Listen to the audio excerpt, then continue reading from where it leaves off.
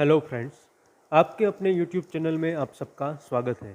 आज के इस वीडियो में हम जो विद्युत सहायक जूनियर इंजीनियर इलेक्ट्रिकल की एग्ज़ाम प्रिपरेशन के लिए जो एमसीक्यू लेक्चर सीरीज़ देख रहे थे, उसमें हम कंट्रोल सिस्टम पर जो डिपेंडेंट कुछ इंपॉर्टेंट एमसीक्यू है उसके बारे में डिस्कस करेंगे।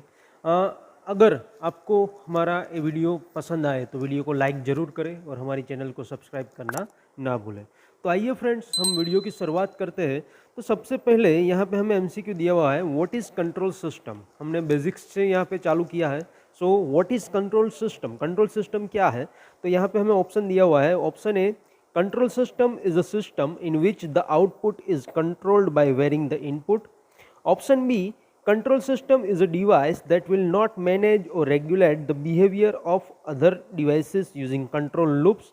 Option C, control system is a feedback system that can be both positive and negative. And option D, control system is a system in which the input is controlled by varying the output. So यहाँ पे हमारा correct answer होगा option A, the control system is a system in which the output is controlled by varying the input. So here we can say that control system is a system in which the output is controlled by varying the input. A control system is a device that will manage, command, direct or regulate the behavior of other devices using the control loops. So option A is the correct answer. Now the MCQ number 2, which of the following element is not used in an automatic control system? आपको option में कुछ elements दिए हुए हैं, उसमें से कौन सा एलिमेंट जो है वो ऑटोमेटिक कंट्रोल सिस्टम में यूज नहीं हो रहा है। तो यहाँ पे हमें ऑप्शन दिए हुए, option A final control element, option B sensor, option C oscillator, option D error detector. So यहाँ पे हमारा करेक्ट आंसर होगा option C oscillator. So here we can say that in an automatic control system, oscillator is not used because the oscillator increases the oscillation, but our aim is to reduce the oscillation and hence the oscillator is not used. So option C oscillator is the correct answer. Now the next MCQ, that is MCQ number 3, the output of the feedback control system must be a function of. जो feedback control system हमारी है उसका output जो है must be a function of, किसका function होना चाहिए। तो हमें यहाँ पे ऑप्शन दिए हुए हैं। Option A output and feedback signal, option B input and feedback signal, option C reference input, option D reference output. तो यहाँ पे हमारा करेक्ट आंसर होगा option B input and feedback signals. So here we can say that a feedback control system has the property of reducing the error, and that is by differencing the output with the desired output, and is the equation of the output of the system is C is equal to GR divided by 1 plus GH. So we can say that the output of the feedback control system must be a function of input and feedback signal. So option B is the correct answer. Now the MCQ number 3, MCQ number 4 is given that root locus is use to calculate. जो root locus जो एक method है वो का क्या calculate करने के लिए हम उसका यूज करते हैं। तो हमें ऑप्शन दिए हुए, option A marginal stability, option B absolute stability, option C conditional stability and option D relative stability. तो यहाँ पे हमारा करेक्ट आंसर होगा option D relative stability. So we can say that the root locus is used to calculate the relative stability. So option D is the correct answer. Now the MCQ number 5th is given, Ruth Hurwitz's criterion is better than root locus. So यहाँ पे हमें statement दिया हुआ है कि जो root हर्विट्ज criterion है वो रूट लोकस से बेटर है. सो यहाँ पे जो हमें जो स्टेटमेंट दिया हुआ है वो करेक्ट है, ट्रू है या फॉल्स है. ऑप्शन ए ट्रू और ऑप्शन बी फॉल्स हमें दिया हुआ है, तो हमें यहाँ पे सिलेक्ट करना है. तो यहाँ पे हमारा आंसर होगा option B false. That means we can say that the root Hurwitz criterion is not better than the root locus. So given statement is false. So we can say that here the root locus is better as it requires the less computation process. So in root locus criterion or in root locus method there is a less computation process. So we can say that the root locus is better than the root Hurwitz criterion. Not root Hurwitz is better than the root locus. So given statement is false. So option B is the correct answer. Now the MCQ number 6 is given, a number of roots of characteristic equation is equal to the number of blank. तो यहाँ पे आपको दिया हुआ है कि जो number of roots है इन कैरेक्टरिस्टिक इक्वेशन में, जो नंबर ऑफ रूट्स है is equal to number of खाली जगह और ब्लैंक यहाँ पे आपको दिया हुआ है। तो हमारा ऑप्शन हमें यहाँ पे दिया हुआ है, option A branches, option B root, option C stem and option D poles. So यहाँ पे हमारा करेक्ट आंसर होगा option A branches. So we can say that the number of roots of characteristic equation that is equal to the number of branches. So option A is the correct answer. Now the next MCQ, that is MCQ number 7. Which one of the following application softwares is used to obtain an accurate root locus for? Accurate root locus find out करने के लिए हमें नीचे option में कुछ software दिए हुए हैं, उसमें से कौन सा सॉफ्टवेयर हम यूज करते हैं। ऑप्शन हमें दिए हुए हैं, option A LISP, option B MATLAB, option C dBase and option D Oracle. So यहाँ पे हमारा करेक्ट आंसर होगा option B MATLAB. So we can say that the MATLAB is used to obtain an accurate root locus. So option B MATLAB is the correct answer. Now next MCQ, that is MCQ number 8. The breakaway point calculated mathematically must always lies on the root locus. यहाँ पे आपको statement दिया हुआ है कि जो break away point है जो हम कैलकुलेट मैथमेटिकली करते हैं must always lies on root locus, वो हमेशा रूट लॉकस पे ही लाइज करता है। यहाँ पे हमें ऑप्शन दिया हुआ है, ऑप्शन ए ट्रू और option B false. That means जो गिवन स्टेटमेंट है वो ट्रू है या फॉल्स है वो हमें बताना है। सो हमें यहाँ पे हमारा आंसर जो होगा वो होगा answer option A true. So we can say that the breakaway point calculated mathematically must always lies on the root locus. So option A true, or we can say this statement is true. So option A is the correct answer. Here we can say that the breakaway point of the two branches of the root locus is the point where the two branches either meet or they break and may or may not always lies on the root locus. So given statement is correct. Now the MCQ number 9. If the gain of the system is reduced to a zero, अगर हम system का जो gain है उसको reduce करके जीरो करते हैं, the root of the system in the S plane, तब जो सिस्टम का रूट है is in the S plane. Option हमें दिया हुआ है, option A coincide with zero, option B move away from zero, option C move away from poles, option D coincide with poles. तो यहाँ पे हमारा करेक्ट आंसर होगा option D coincide with poles. So we can say that if the gain of the system is reduced to zero value, the roots of the system in the S plane coincide with the poles. So option D is the correct answer. Now the next MCQ, that is MCQ number 10. For asymptotes passing from a breakaway point, then this point is also centroid.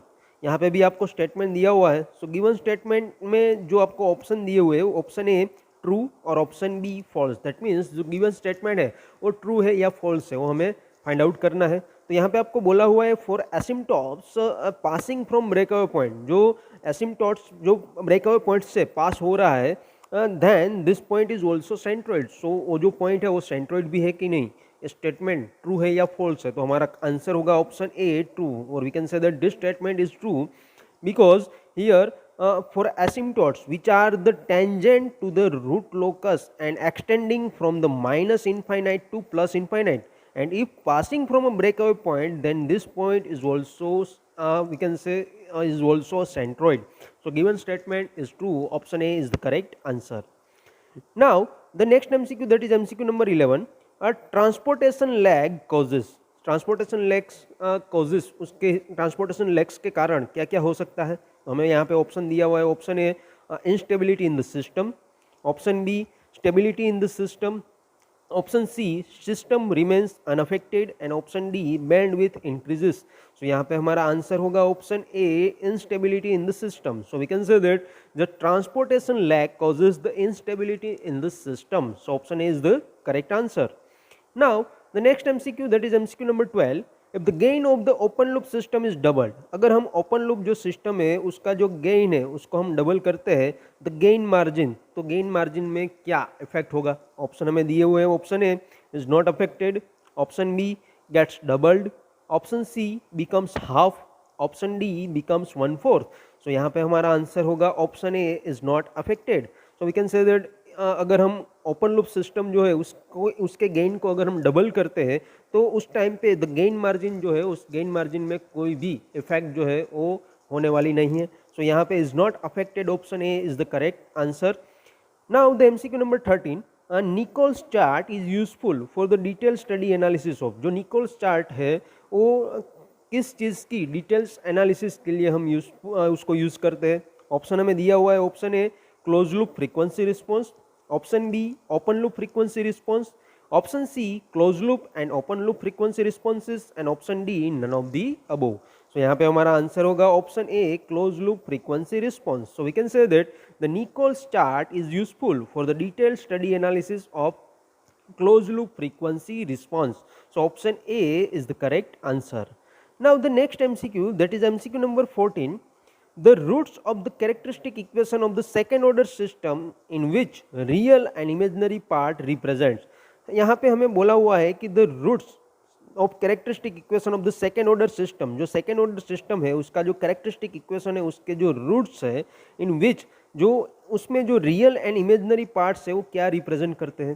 तो option हमें दिया हुआ है, option A damped frequency and damping, option B damping and damped frequency, option C natural frequency and damping ratio and option D damping ratio and natural frequency.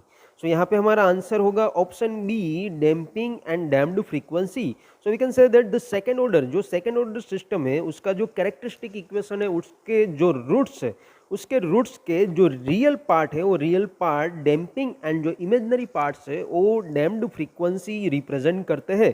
So option B damping and damped frequency is the correct answer. Now the MCQ number 15, the frequency at which the Nyquist diagram cuts the unit circle is known as. जो यहाँ पे आपको पूछा हुआ है कि Nyquist diagram जो है वो यूनिट सर्कल को जब कट करेगा at that time the frequency जो है उसको हम कैसे उसको हम पहचानते हैं और उसको हम कौन से नाम से पहचानते हैं. तो यहाँ पे हमें ऑप्शन दिया हुआ है, option A gain crossover frequency, option B phase crossover frequency, option C damping frequency and option D corner frequency. So यहाँ पे हमारा आंसर होगा option A gain crossover frequency.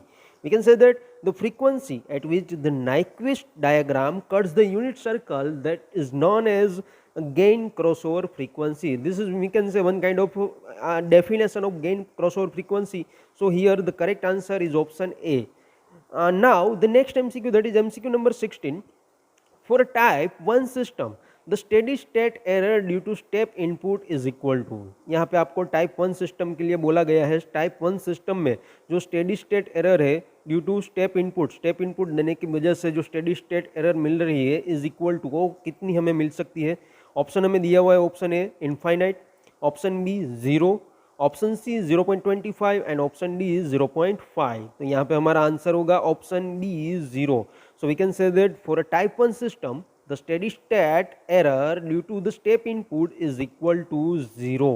Now MCQ number 17, आपको यहाँ पे पूछा हुआ है कौन सी टेक्निक जो है, टेक्निक गिव्स की क्विक ट्रांजिएंट स्टेबिलिटी रिस्पॉन्स. कौन सी टेक्निक है जो हमें क्विक ट्रांजिएंट स्टेबिलिटी रिस्पॉन्स जो है वो प्रोवाइड करती है. ऑप्शन हमें दिया हुआ है, option A root locus, option B Bode, option C Nyquist and option D Nichols. तो यहाँ पे हमारा करेक्ट आंसर होगा option A root locus. So we can say that the root locus technique gives a quick transient and stability response. So option A is the correct answer. Now the MCQ number 18, according to the Nyquist stability criterion, where should be the position of all zeros of QS corresponding to the S plane. यहाँ पे आपको Nyquist stability criterion के according question पूछा हुआ है. According to the Nyquist stability criterion where should be the position of all zeros, जब सारे के सारे जो जीरोस है ऑफ क्यूएस के सारे जो जीरोस है उसकी जो पोजीशन है वो पोजीशन एस प्लेन में कहाँ पे हमें मिल सकती है. तो यहाँ पे हमारा ऑप्शन हमें दिया हुआ है, option A on left half, option B at the centre, option C on right half and option D random. तो यहाँ पे हमारा आंसर होगा option A on left half. So we can say that according to the Nyquist stability criterion on the left half the position of all zeros of QS corresponding to S plane is located. So option A on the left half is the correct answer. Now MCQ number 19, in a polar plot what does each and every point represent with respect to magnitude and angle. Polar plots की यहाँ पे बात की गई है, उसमें what does each and every point जो सारे पॉइंट्स है वो रिप्रेजेंट करते हैं with respect to magnitude and angle, वो क्या रिप्रेजेंट करते हैं। ऑप्शन हमें दिए गए हैं, option A scalar, option B vector, option C phasor and option D differentiator. तो यहाँ पे हमारा आंसर होगा option C phasor. We can say that in polar plots a phasor of each and every point represent with respect to magnitude and angle. So option C phasor is the correct answer. Now the next MCQ, that is MCQ number 20. The identical first order system have been cascaded non-interactively. The unit step response of the system will be. यहाँ पे आपको बोला हुआ है कि identical first order system जो है उस सिस्टम को हम कास्केडेड नॉन इंटरेक्टिवली हम उसको कास्केडेड करते हैं, उस time the unit step response of the system हमें क्या मिलेगा। तो हमारा ऑप्शन यहाँ पे दिया हुआ है, option A overdamped, option B underdamped, option C undamped and option D critically damped. तो यहाँ पे हमारा जो करेक्ट आंसर होगा option D critically damped. So we can say that the identical first order system have been cascaded non interactively, the unit step response of the system will be critically damped. So option D critically damped is the correct answer. Now next MCQ, that is MCQ number 21. A system has a single pole at origin, its impulse response will be.